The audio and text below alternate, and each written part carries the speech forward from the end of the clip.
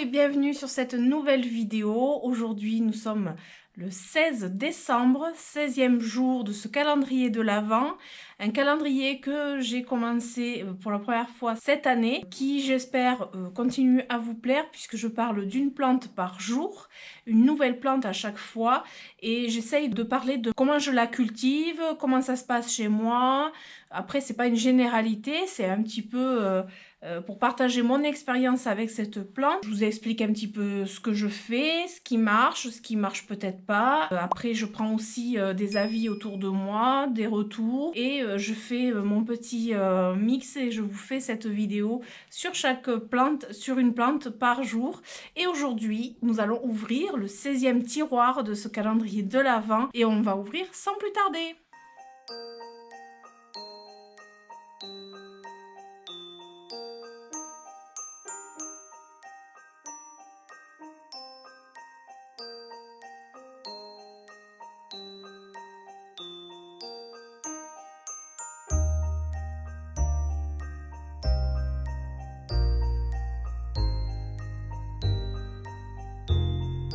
Alors, aujourd'hui, nous allons parler du Hoya, pas n'importe lequel, du Hoya Kerry, autrement appelé petite feuille en forme de cœur. C'est bien souvent la fameuse petite feuille en forme de cœur que l'on voit souvent dans les commerces vendus dans un petit pot pour la Saint-Valentin, déjà tout simplement parce que c'est en forme de cœur. Bien souvent vous êtes déçus par cette petite feuille en forme de cœur parce qu'elle ne bouge pas, voire même elle meurt. Ou bien souvent elle ne bouge pas, elle tient, elle peut tenir très longtemps comme ça, plusieurs années même, sans bouger, malheureusement. Et je vais vous expliquer pour quelles raisons. Mais avant toute chose, je vais vous montrer mon Hoya Kerry.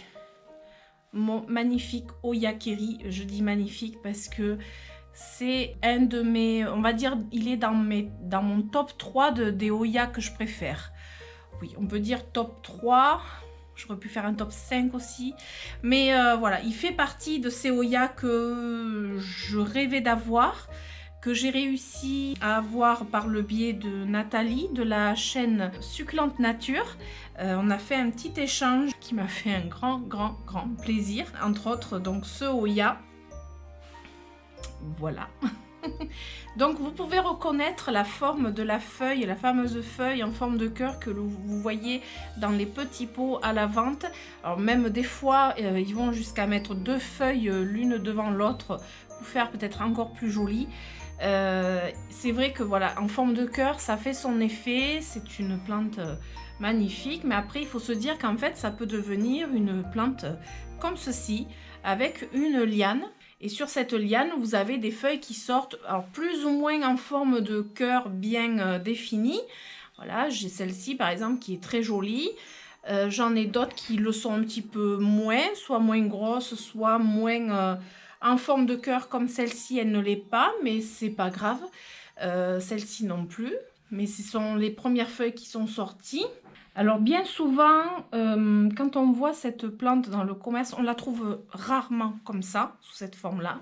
Comme je vous ai dit, on la trouve plutôt une feuille. C'est bien dommage. Et en plus, on a du mal à s'imaginer que c'est un Hoya qui peut fleurir. Je vous mettrai en photo une floraison du Hoya Kerry parce que j'en ai jamais eu. J'ai jamais eu encore cette chance. Mais je croise les doigts et j'espère l'année prochaine en avoir une. Alors, elle appartient à la famille des Apocynaceae.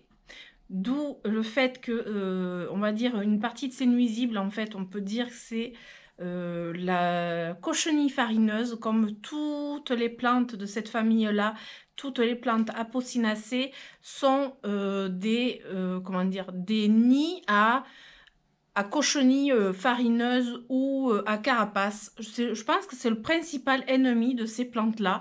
Donc à chaque fois que je vous dirai Apocynaceae, c'est un nid à cochenille. Et ça, je l'ai bien appris grâce à Manon Digitaline qui se reconnaîtra. Je l'ai bien compris. Donc surveillance au niveau des nuisibles, entre autres la cochenille, ça c'est sûr. C'est une plante, d'après ce que j'ai pu lire, qui vient plutôt d'Asie. notamment de Chine, du Laos, du Cambodge, voilà, d'Asie du Sud, je dirais. Ça change un petit peu des plantes qui viennent d'Afrique ou des îles tropicales ou d'Amérique du Sud. Celles-ci, elles viennent d'Asie du Sud. Donc c'était un Hoya complètement différent des autres et encore plus différent du Hoya linearis que vous avez pu voir dans un précédent vlogmas, mais tout autant magnifique et tout autant gratifiant, puisque depuis que je l'ai, il m'a sorti 3 feuilles et l'une après l'autre. La dernière, alors 2 à la suite, et la dernière c'était celle-ci quand je l'ai déplacée sous la lampe horticole. Alors comme vous avez pu voir, c'est une plante qui fait une liane comme beaucoup de Hoya. C'est une plante grimpante et qui peut faire jusqu'à 4 mètres de long, voire plus. Et justement, quand vous avez cette feuille toute seule, qui est bien souvent enterrée jusqu'ici dans du terreau, en fait, ce qui se passe, c'est que quand cette feuille ne pousse pas, c'est juste parce qu'en fait, quand elle a été coupée, il n'y avait pas un nœud avec, un nœud, c'est-à-dire ici, ou encore ici, avec des toutes petites racines aériennes qui sortent.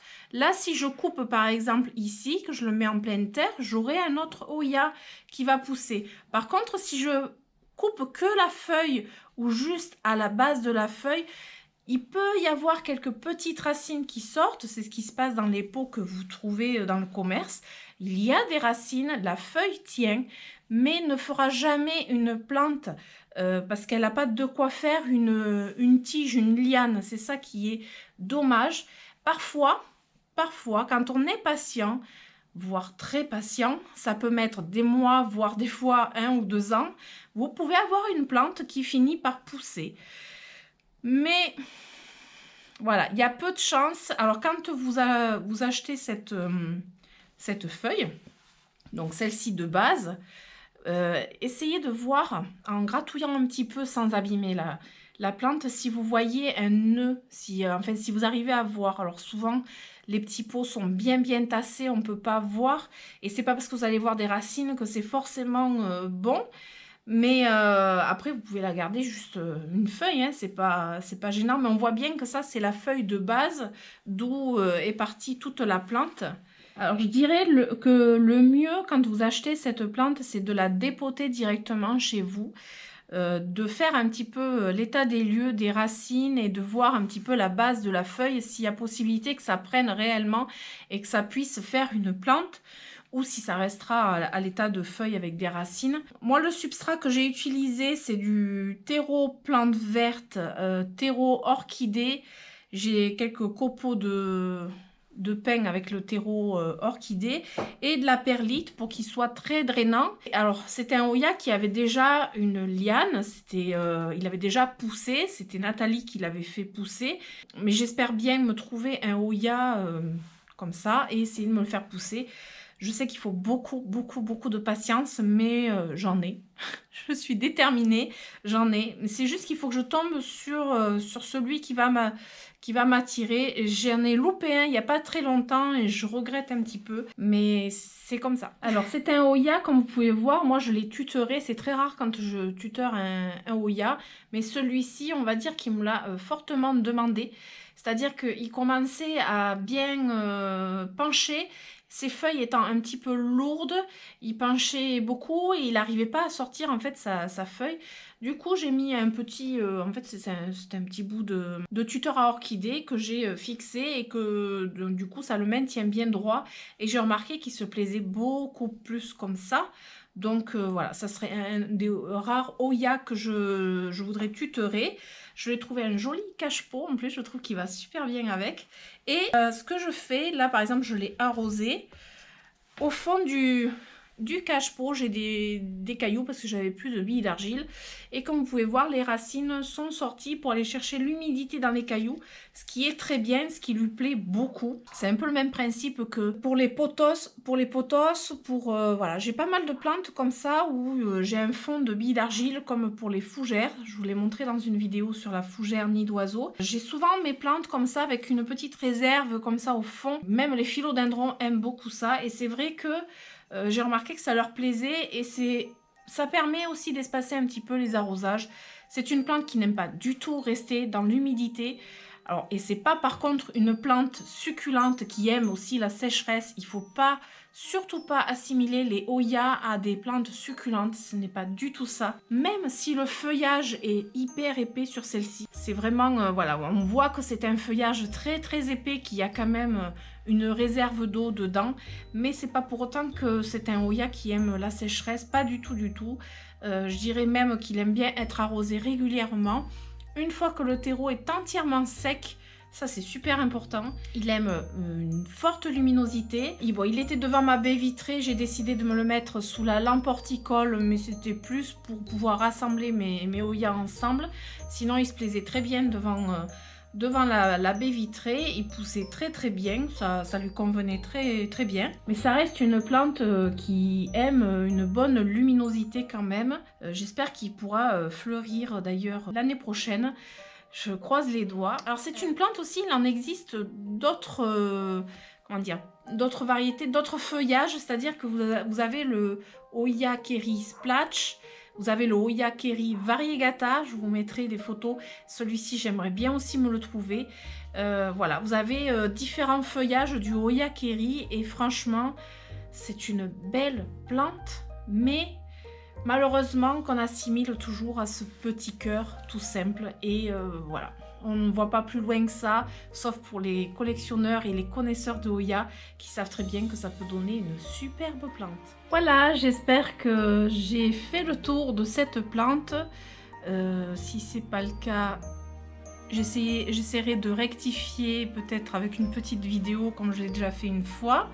Mais je dirais que c'est une plante que j'adore, qui malheureusement est commercialisée juste par une petite feuille.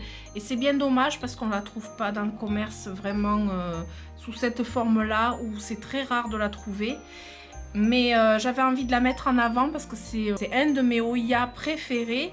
Et je reconnais que c'est un Hoya assez particulier, mais qui est à mi-chemin entre la plante d'intérieur et la succulente. Et c'est tout ce que j'aime chez les plantes quand elles sont assez particulières. Voilà, j'espère que cette vidéo vous aura plu.